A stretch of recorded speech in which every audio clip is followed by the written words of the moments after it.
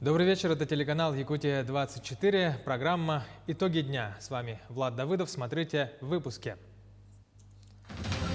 Паромы Якутии, мобильное приложение по таким названиям, заработало в республике. Ковивак. В Якутии для иммунизации населения от коронавируса стала доступна третья вакцина. Изменения с 1 июня. Что ждет россиян и каких сфер это касается? Обзор Петра Васильева. Сегодня Всемирный день без табака. Какую профилактическую работу ведут в Якутии по борьбе с курением? Награды нашли героев якутских спортсменов, занявших первые призовые места на всероссийских соревнованиях по адаптивным видам спорта, поздравили в торжественной обстановке. Поколение Next. В Нерингре состоялся концерт молодежного оркестра детской школы искусств.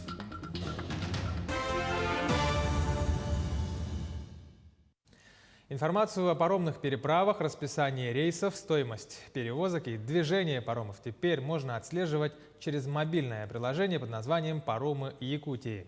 Сервис уже доступен на платформах Google Play и App Store. Приложение разработано Республиканским центром инфокоммуникационных технологий. К сервису сейчас подключены две паромные переправы. Это Якутск-Нижний Бестях и Качекацы-Максыгаллох. Для отслеживания передвижения паромов в режиме онлайн на судах устанавливают специальные трекеры. Также ко вниманию пассажиров объявили, что с 1 июня по направлению Якутск-Нижний Бестях-Якутск начинает курсировать теплоход «Рукавишников». Судно будет ходить с 9 утра до 7 вечера по предварительному расписанию. Стоимость проезда 250 рублей, сообщает Лена Транс. 100 человек заболели коронавирусом в Якутии за минувшие сутки, из них 64 в Якутске. В Мегино-Кангаласском районе 8 случаев, в Амгинском 6, в Вилюйском 4, еще в 10 районах от 1 до 3 заболевших. Региональные лаборатории за минувшие сутки провели свыше 1500 исследований на COVID-19. Начинается сезон летних отпусков, в связи с чем уже главы района обращают внимание на то, что в районы начали приезжать дети. Безусловно, дети как были, так и остаются основными переносчиками возможного заболевания как такового. В связи с этим всем поликлиникам на местах, центральным районным больницам в районах, а также врачам, соответственно, в фельдшерских, акушерских пунктах, врачебным амбулаториях дана установка предложить родителям, а также бабушкам и дедушкам, к которым непосредственно приезжают дети, вакцинироваться в первоочередном порядке для того, чтобы не омрачить отпуск, который непосредственно ждет всех в ближайшее время. В Якутии для иммунизации населения от коронавируса стала доступна третья вакцина. Как всем известно, спутник Ви, Эпивак Корона уже есть, и вот теперь Ковивак. Чем отличаются эти вакцины друг от друга, разбирался наш корреспондент Дмитрий Тымыров. Буквально на днях Якутия получила более 198 тысяч доз вакцин от коронавируса. Эти вакцины на сегодня уже доставлены в районы Якутии. Если ранее для якутян предлагалось два вида – спутник Ви и Эпивак Корона, то с этой недели сюда добавился Ковивак. Все три вакцины имеют свои какие-то преимущества, да? Спутник Ви, например, она более универсальная, высокая эффективность доказанная, да, более изученная вакцина. Эпивак Корона мы пользуемся, применяем у пациентов пожилого возраста, у кого аллергические реакции в анамнезе, хронические заболевания. Да? По словам врачей, вакцина Ковивак разрабатывалась по классической технологии и содержит в себе инактивированный вирус. Простыми словами, эта убитая вакцина состоит из микробных частиц, которые выращены в культуре, а затем были убиты при помощи метода термической обработки. Новая вакцина, она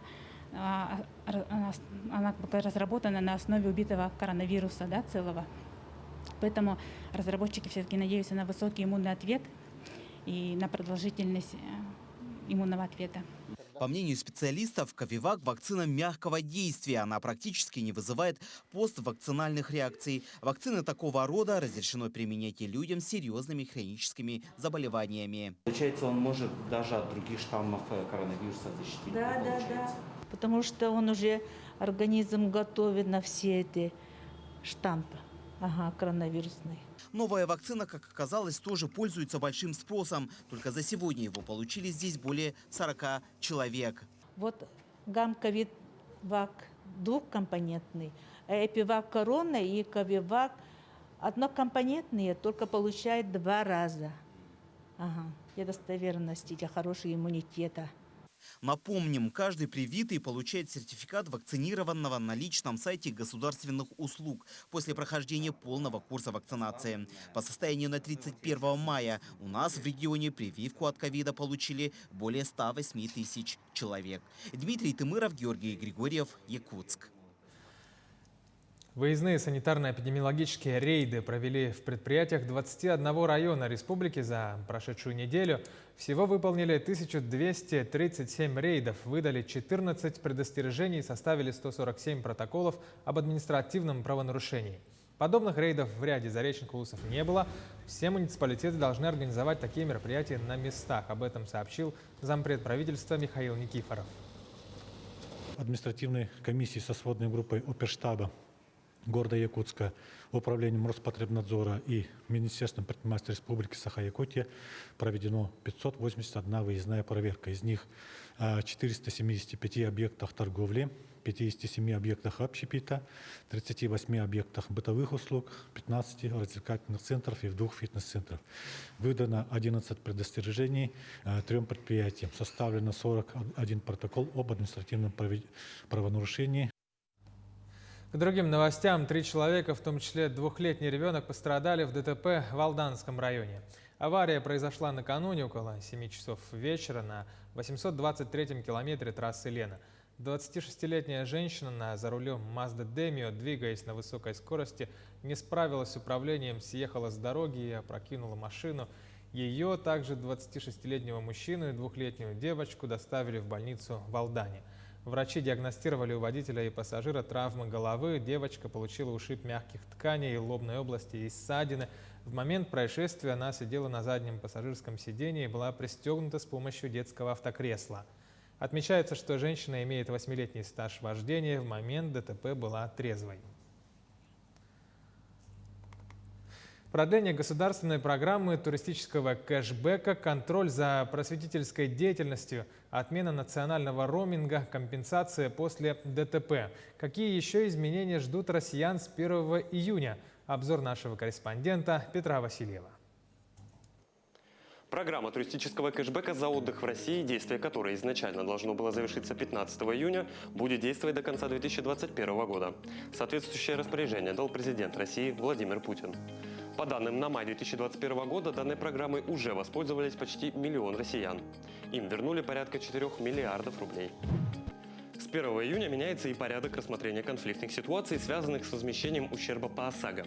Теперь такие ситуации будут разбирать финансовые омбудсмены. К ним можно будет обратиться по выплатам давностью до 3 лет, если самостоятельно договориться с автостраховщиком не удалось. Жалобу в электронном виде рассмотрят за 15 рабочих дней, в остальных случаях – за 30. Для граждан процедура будет бесплатной. Также с 1 июня расширяется круг лиц, имеющих право на получение компенсационной выплаты в случае ДТП по договору ОСАГО. Например, выплату сможет получить наследник или представитель потерпевшего с нотариальным правом на ее получение.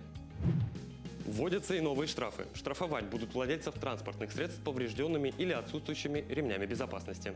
Причем сумма наказания составит 500 рублей. Прекратит свои действия постановление правительства о заморозке оптовых и розничных цен на сахар. В данный момент крупную партию песка можно купить за 36 рублей за килограмм. В простом магазине за 1 килограмм придется отдать 46 рублей. С 1 июня изменится порядок назначения повышенной пенсии. Он в первую очередь затронет жителей северных районов. При назначении будет учитываться район проживания. К 1 летнему дню подавать это заявление не нужно. Специалисты пенсионного фонда самостоятельно оформят все необходимые документы. Но уже в июле вернется старый порядок, по которому раз в год необходимо будет подтверждать свое место жительства, а с ним и право на получение повышенной пенсии. С июня вступают поправки в закон о связи. Теперь сим-карты нельзя будет купить вне специальных салонов. Также при покупке карты россияне должны будут заключать договор и предъявить при этом оригинал паспорта или любого другого удостоверения личности. Продажа сим-карт в непредназначенных для этого местах будет наказываться административной ответственностью. Новый закон о просветительской деятельности вступит в силу с 1 июня. Он призван оградить школьников и студентов от пересмотра исторических фактов и событий, которые могут подавать под видом новых знаний. С 1 июня и до конца лета в стране будет действовать запрет на вывоз гречневой крупы за рубеж. Такие меры правительство приняло из-за низкого урожая. Также на решение повлияло подорожание упаковки крупы. 12 июня в стране отмечается государственный праздник – День России. Поэтому граждан ждут очередные длинные выходные с 12 по 14 июня. Отдохнуть 3 дня подряд получится из-за того, что в этом году праздничный день приходится на субботу. Поэтому выходным станет ближайший к нему понедельник – 14 июня. Дырявая кровля, покосившийся фасад, черная плесень и прогнившие стены. Более 6 лет жители дома по улице Билибина в Якутске вынуждены жить в таких нечеловеческих условиях. В 2015 году здание было признано аварийным, но до сих пор жильцов не переселили. В ситуации разбиралась наш корреспондент Саргалана Неустроев. Глядя на этот дом, сложно поверить, что в нем до сих пор кто-то живет. Однако это реальность местных жителей. Вот уже 6 лет они ждут заветные новые квартиры по программе переселения. Вообще невозможно жить. Все время заливает летом. Сейчас у нас это отопление отключили, и поэтому у нас вообще холодно, сыро. Вообще у меня вот артроз, и у меня уже болят вот эти. Ночью ноют. Неподалеку от самого здания расположено озеро, которое и топит жильцов. Дом, по словам представителей окружной администрации, буквально не простоит и до зимы. Однако ничего с этим поделать не могут. Здание легче снести, чем предпринимать попытки хоть как-то его отремонтировать. На сегодняшний день мы единственное, что сможем сделать, направим сюда фекальные машины. Попытаемся с соседнего подъезда откачать, чтобы на данный момент с этого подъезда вода ушла. Устанавливать помпу и перекачивать нет никакой технической возможности, так как рядом нет ни лотка, куда сливать нету. Будем просто время от времени направлять сюда фекальную машину, откачивать, чтобы на данный момент вот здесь вода в подъезде, вода уходила. При этом многие из жильцов от маневренного фонда отказываются. Мотивируют это нежеланием переезжать из родного района. Ссылаются на якобы неправомерные действия властей. Очевидно, что здесь большую роль играет незнание закона. Не надо, мы уже один раз такой наткнулись. В 2015 году. Наши квартиры продают, на нас работают люди и продают наши квартиры. А мы вот тут живем, манерное жилье. Не надо мне никакого жилья, я и в этом болоте поживу. А Нургустана Максимова, несмотря на все желание, съехать из этого дома не может. Хотя в марте этого года женщина получила постановление суда в свою пользу о предоставлении жилья из маневренного фонда. Но оно еще не исполнено. Обращаться, некому обращаться. Но обратитесь все равно.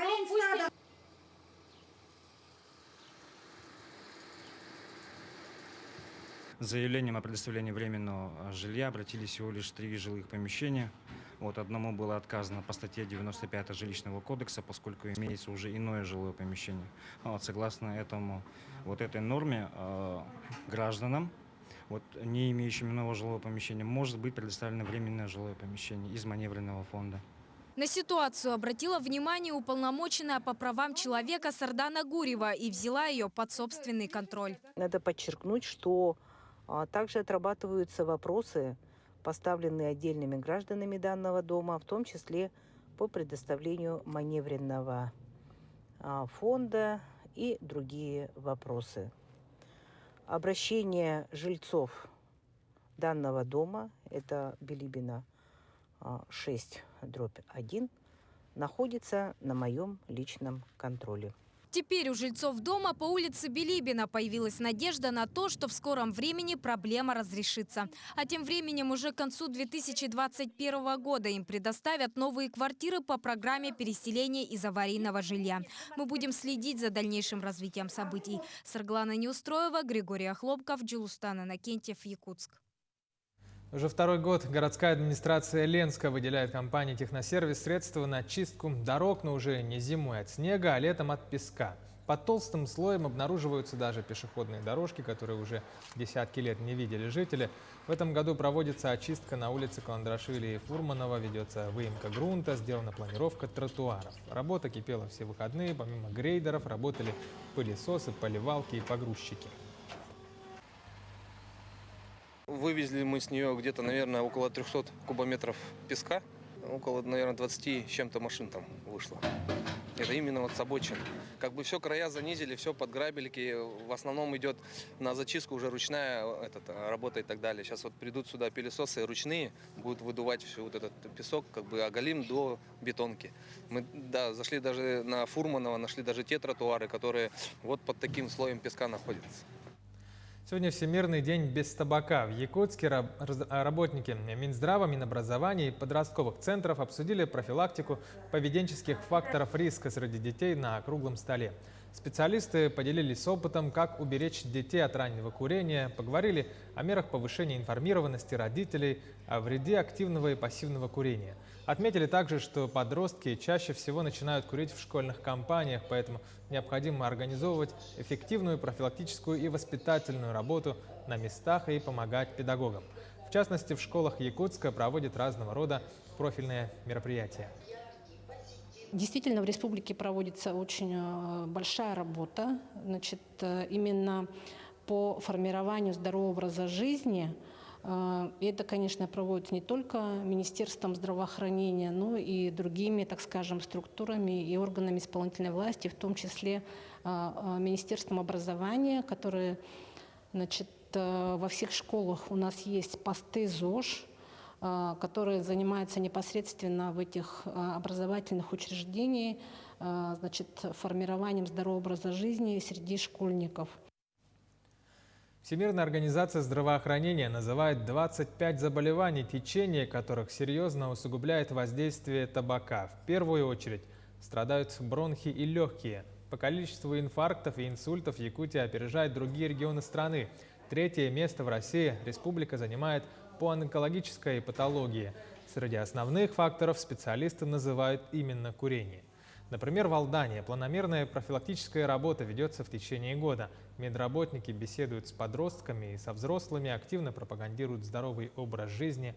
Также волонтеры занимаются этим. Не стоит забывать, что есть такое понятие, как пассивное курение. То есть тот человек, который курит сам, он отравляет, образно говоря, окружающих вокруг себя. Поэтому даже те родители, которые курят, и рядом с ними ребенок, у ребенка также могут выявляться следы никотина в организме. Якутские спортсмены, которые заняли первые и призовые места на всероссийских соревнованиях по адаптивным видам спорта, награждены денежными сертификатами. Так, на прошлой неделе в чемпионате России по пулевой стрельбе среди глухих в упражнении «Пневматический пистолет» якутянка Евдокия Катаргина выиграла золотую медаль, а Мария Егорова заняла второе место. Тем самым они завоевали путевки на Сурдолимпийские игры 2022 года. Ну а команда якутских пауэрлифтеров достойно представила наш регион в чемпионате страны среди слабовидящих. Таким образом, Игорь Сазонов и Людмила Пахомова завоевали золотые медали. Сегодня состоялось чествование наших спортсменов. Ну, итоги чемпионата положительные, можно сказать. Мы свою задачу выполнили, цели достигнуты. У нас 2 спортсмена отобрались на Сурдолимпийские игры. Они должны были состояться в декабре этого года в бразильском городе Кашиас-ду-Сул, но в связи с пандемией их перенесли на май следующего года, с 1 по 15 мая. В следующем году они будут. Так что время есть подготовиться. В Нерюнгри состоялся концерт молодежного оркестра поколения Next детской школы искусств. Сюжет нашего корреспондента Ирины Кичигиной. Оркестр уже на сцене, а вместе со мной за кулисами волнуются и ожидают своего выхода лучшие солисты Нерюнгринского района, потому что сегодня под живой аккомпанемент им предстоит исполнить свои любимые песни. После первых 3 подобных программ зрители с нетерпением ожидают, когда же они вновь смогут встретиться со своими любимыми музыкантами. И вот этот момент настал. А сейчас мой выход. Шоу должно продолжаться. Именно так называлась концертная программа, подготовленная участниками этого поистине незабываемого зрелища. Когда распахнулся занавес, балалайки, домры, аккордеоны грянули, исполнив композицию группы Queen «Show Must Go On».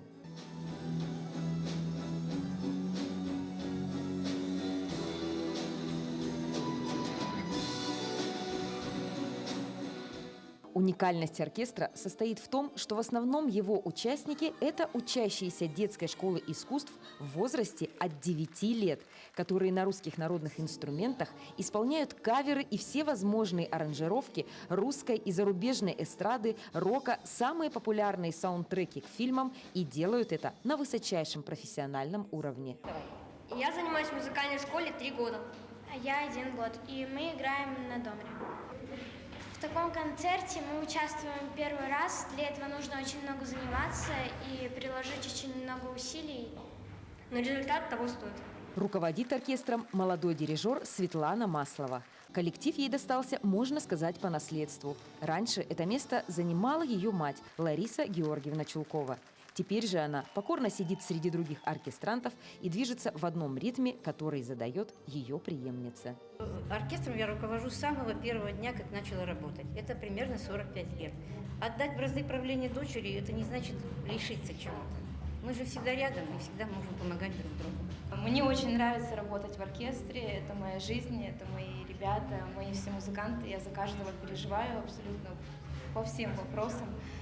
Я очень рада, что мне досталась такая честь руководить коллективом, которым руководила моя мама. Это большая ответственность. Шоу подошло к концу. Солисты спели финальную песню «Молитва» группы Би-2 «Поклон». Но зал взрывается аплодисментами, требуя исполнения на бис. Это уже стало традицией, поэтому еще 2 композиции звучат в подарок, и уставшие исполнители покидают сцену, а довольные слушатели – зрительный зал. Ирина Кичигина, Захар Головин, Нерюнгри. Таковы итоги дня на сегодня. Оставайтесь на канале Якутия 24. Всегда будьте в курсе с нами.